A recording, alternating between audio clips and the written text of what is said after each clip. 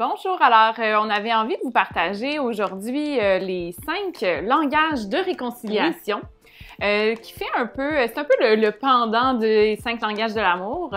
C'est Jennifer Thomas qui a répertorié ces langages-là, si on veut. C'est surtout des manières de pouvoir recevoir les excuses, comment on aime recevoir les excuses lors d'un conflit.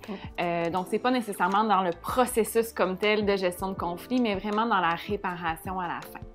Donc, il y a 5 processus, si on veut, 5 langages, pardon, de réconciliation. Le premier, c'est vraiment l'expression des regrets.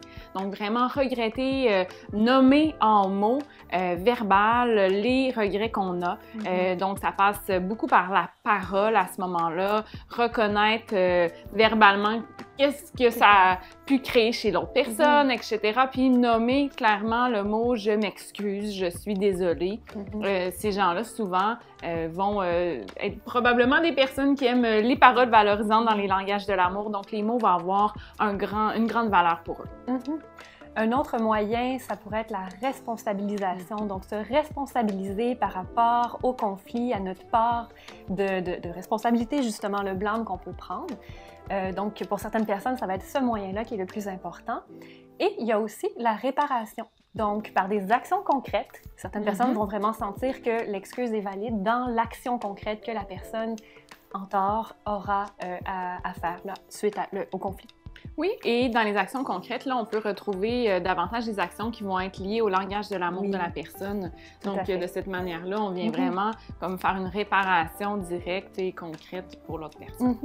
Le quatrième serait l'expression sincère, donc vraiment je vais dire, se repentir sincèrement à l'autre personne dans une optique de dire, bien, voici ce que je vais mettre en place pour ne plus recommencer. Donc, les gens qui vont davantage privilégier le fait de dire, bien, c'est correct que ça se soit passé une première fois, mais qu'est-ce que tu vas mettre en place pour que ça ne se reproduise plus ou pour éviter le plus possible, parce que ça peut pas non plus être 100% infaillible, mais ça sera quoi les actions concrètes qui seront mises en place pour éviter que ça se reproduise à nouveau. Donc vraiment, la notion du plan d'action va être importante dans ça, et aussi du compromis. Donc comment on va trouver un compromis qui va aider à ce que cette situation là ne se reproduise plus. Oui. Et le dernier langage, c'est demander pardon. Donc, en demandant pardon, la personne qui le demande, justement, se montre prête à reconnecter. Et ce qui est intéressant, c'est que ça donne le pouvoir à l'autre personne de dire oui ou non, en fait, de se montrer prête à reconnecter ou non en acceptant ce pardon. Tout à fait. Donc, de venir identifier c'est quoi les éléments dans les excuses qui ont le plus de valeur pour vous permet, encore une fois, tout comme les langages de l'amour, de pouvoir mieux comprendre l'autre personne, mais avant tout mieux se comprendre, comprendre mieux l'autre personne et offrir à l'autre des excuses qui vont vraiment avoir une importance et une valeur et avoir plus de poids et de pouvoir pour ensuite recréer la reconnexion et dans la relation, la personne va se sentir plus entendue, reconnue et ça va être favorable.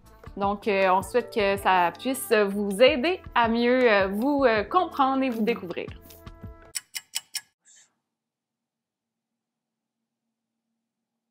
Ce sera pas long de revenir dans 2 minutes.